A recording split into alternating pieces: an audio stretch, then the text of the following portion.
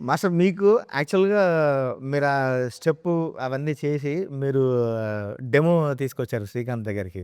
నేను ఆ రోజున్నా నాకు బాగా గుర్తుంది. ఆ రోజే అసలు ఆ స్టెప్ చూడంగానే అసలు మంట పుట్టేస్తది సోషల్ మీడియాలో గాని, స్క్రీన్ మీద గూడా అదిరిపోద్ది అనుకున్నాం.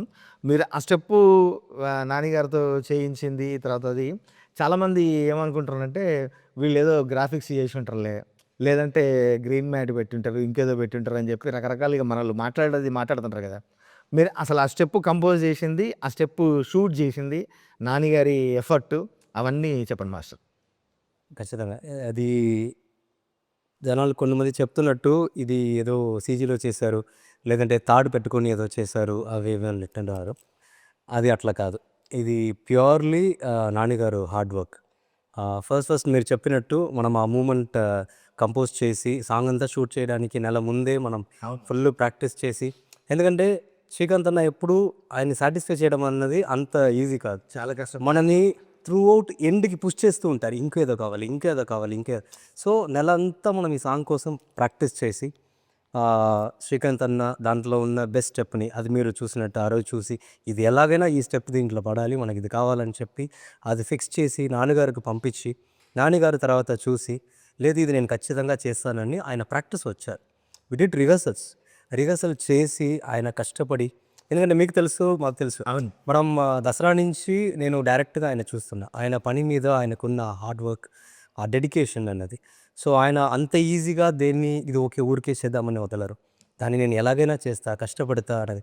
ఈ సాంగ్ రిహర్సల్ చేసినప్పుడు కూడా ఈవెన్ షూట్‌లో ఉన్నప్పుడు కూడా ఆయనకి షోల్డర్ ఇంజ్యూరీ గాని, కొన్ని కొన్ని ఇష్యూస్ ఉన్నది. ముందు ఫైట్ జరిగి ఇష్యూ ఉన్నది. కానీ ఆయన ఒక్కసారి కూడా నాకిది ఇష్యూ ఉంది, ఇంజ్యూరీ ఉంది. మనం దీన్ని తగ్గించుకుంటామా? లేదంటే వేరేలాగా చేద్దామా? అన్నది ఏం అడగట్లే. మాస్టర్ ఏదైనా పర్లేదు నేనిది చేస్తా. ఏ టైమైనా పర్లేదు నేనిది నేర్చుకుంటాను, ఇది చేస్తాను. ఖచ్చితంగా ఇది నేను చేస్తానని చేశారు. అండ్ వన్ మోర్ థింగ్ ఇవి మీరు ఇప్పుడు లిరికల్ వీడియోలో చూసారు కదా! అది సింగిల్ షాట్. అది ఈవెన్ మనం కట్ కూడా చేయట్లేదు. యెస్. ఆహ్, ఒకసారి డైరెక్ట్‌గా వచ్చి సార్ ఇది షాట్, ఇది ఇట్లా చేయబోతున్నాం సార్ అని చెప్పిన తర్వాత ఆయన వెంటనే స్టార్ట్ చేసి చేసిన ఫస్ట్ షాట్ అది.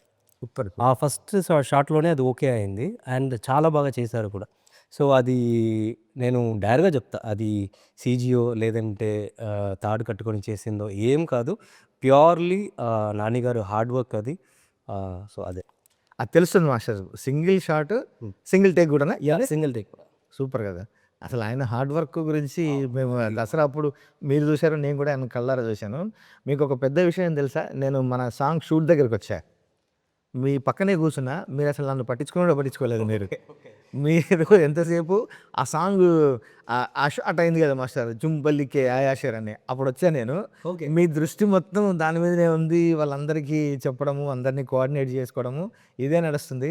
మీరు కనీసం నన్ను చూడను కూడా చూడలేదు తెలుసా? లేదు అది అంటే నేనొచ్చినట్టు కూడా మీకు తెలవదు. షూటింగొచ్చినట్టు. దానికి ఒకే రీజన్ అండి. ఇప్పుడు ఏంటంటే తెలుగులో ఇది నా డెబ్యూ. నా ఫస్ట్ అవకాశం. నేను నన్ను ప్రూవ్ చేసుకోవాలి. తమిళ్‌లో ఆల్రెడీ ఒక సాంగ్ చేశాము. మూవీ రిలీజ్‌కి ఉంది. ఇంకా రిలీజ్ అవ్వలేదు.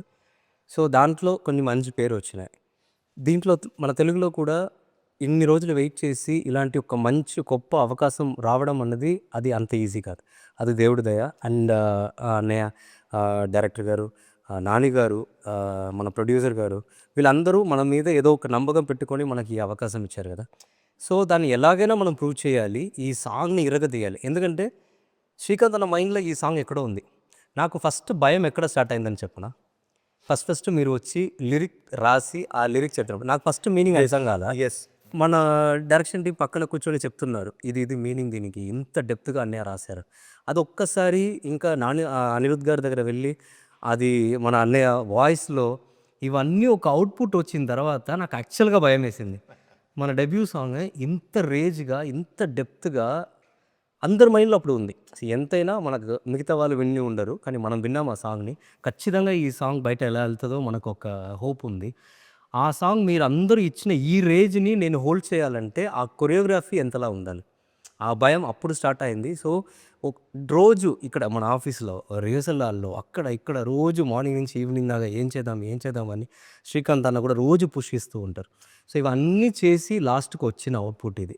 సో, ఇప్పుడు జనాలందరూ దీన్ని చూసి ఇంత అందరూ రీల్స్ చేస్తున్నారు. అందరూ దీని గురించి మాట్లాడుతున్నారు. అండ్ వాళ్ళ కమెంట్ కూడా ఎట్లా ఉందంటే ఇప్పుడు మీరు రాసిన లిరిక్స్‌లా ఉన్నాయి. అరే నీ ఎట్లా రాశారురా ఇది ఎట్లా పాడారు, ఇది ఎట్లా కంపోజ్ చేశారు, ఇదంతా చూస్తున్నప్పుడు చాలా హ్యాపీగా ఉంది. అది. సూపర్. ఇప్పుడు ఇక్కడ ఇంటర్వ్యూలో నేను డబుల్ యాక్షన్ చేయాలి. ఎందుకంటే నా గురించి కూడా నేను చెప్పాలిగా. అవును. ఖచ్చితంగా ఇప్పుడు నేను యాంకర్ అయిపోతా, నేను అడుగుతా ఖచ్చితంగా.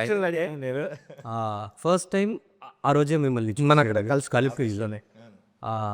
ఆ లిరిక్ వినంగానే నాకు మీనింగ్ తెలీదు కానీ ఆ లిరిక్ ఎంత డెప్త్లో ఉందో, ఆ లాంగ్వేజ్కి ఆ మాటలకు ఉన్న పవర్ ఏందో నాకు అర్థమైంది. అప్పుడు నేను పక్కన ఉన్న వాళ్ళతో అడిగిన ఈ మీనింగ్ ఏంటనేది ఒక్కసారి అది మీరు పాడి కూడా చూపించారు. Yes. ఈ లిరిక్ని ఇది ఇట్లా వస్తుందని పాడి చూపించారు.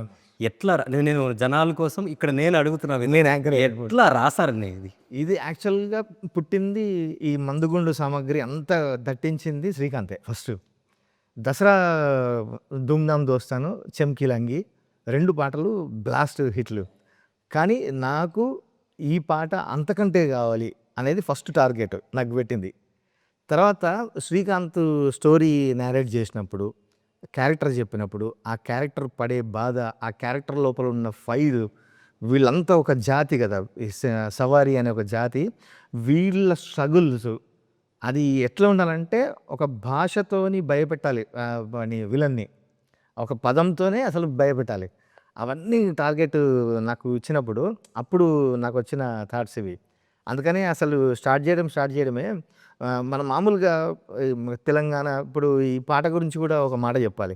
చాలామంది తెలంగాణ పాట కదా, తెలంగాణ యాస కదా, అందరికీ అర్థమవుతుందా ఇవని చెప్పి క్వశ్చన్లు కూడా వేస్తున్నారు. బట్ యాస తెలంగాణ జరిగే కథ జరిగేదంతా తెలంగాణలో కాబట్టి ఇంత పవర్ఫుల్గా రాసాము. బట్ ఎమోషన్ అందరిదిగా, అన్ని ప్రాంతాల్లో సేమ్ ఎమోషన్ కదా. ఒక అణచబడినప్పుడు ఒకడు మన మీద దౌర్జన్యం చేస్తుండు, మనను వాడు తొక్కి పెడుతున్నాడు అన్నప్పుడు మనం బ్లాస్ట్ అయితే ఆ ఎమోషన్ అన్ని ప్రాంతాల్లో ఒకటే. ఇప్పుడు మనకు తెలంగాణ కాదు, ఆంధ్ర కాదు, తమిళనాడు, కేరళ, వివిధ దేశాల్లో కూడా ఈ పాట ట్రెండింగ్ ఉందంటే ఆ ఎమోషన్ అర్థమైంది. ఆ ఎమోషన్‌ని పట్టుకొని రాశాను నేను. అందుకే అసలు రాయడమే మనం మామూలుగా అంటాం కదా, ఏయ్ నీ అయ్య జాగీరా ఇది ఏమన్నా మేము రాసుకొని వచ్చినావా, మీ ఫాదర్‌దా ఇది అని అంటాం కదా. అందుకని స్టార్ట్ చేసి ఏయ్ నీ అయ్య జాగీరా చల్ మావోడొచ్చిండ్రా ఇక జడితీయాలే జుంబల్లికే ఆయా షేర్. ఈ జడితీయాలే అనే పదం కూడా చాలామంది నన్ను అడిగారు. చాలా సంతోషం ఏంటంటే అర్థం కాకుంటే ట్విట్టర్‌లో, ఇన్‌స్టాలో నాకు మెసేజ్‌లు పెట్టి దీని అర్థం ఏంది అని తెలుసుకొని మరీ అడుగుతున్నారు. జడితించడం అంటే మామూలుగా తెలుగులో ఒక పదం ఉంది, జలధరింపు అని. అంటే మనకి ఏదన్నా ఒక షాక్ అయినప్పుడు, ఏదైనా అయినప్పుడు ఒళ్ళు ఇట్లా ఒకసారి జలధరిస్తుంది కదా, వనకాలే అంటాం చూసినావా, అది మామూలు ఇక్కడ అమ్మవారికి మేకల్ని బలిచేటప్పుడు అది జడితిస్తుంది ఒళ్ళు ఒక్కసారి ఇట్లా ఒప్పుతున్నట్టు. అది అట్లా నీ ఒళ్ళు వనకాలే బిడ్డ, అందుకని అది జడితీయాలే అని రాసినాం. ఇంకా స్టోరీ చెప్పుకుంటూ కూడా దానికి ఆ టాటూకి చాలామంది కనెక్ట్ అయ్యారు. అసలు దాని వెనుక ఒక అద్భుతమైన ఎమోషన్ ఉంటుంది సినిమాలో. ఈ జడలకి కూడా ఒక అద్భుతమైన ఎమోషన్ ఉంది. అసలు శ్రీకాంత్ మామూలు ప్లాన్ చేయలేదు. మనిషి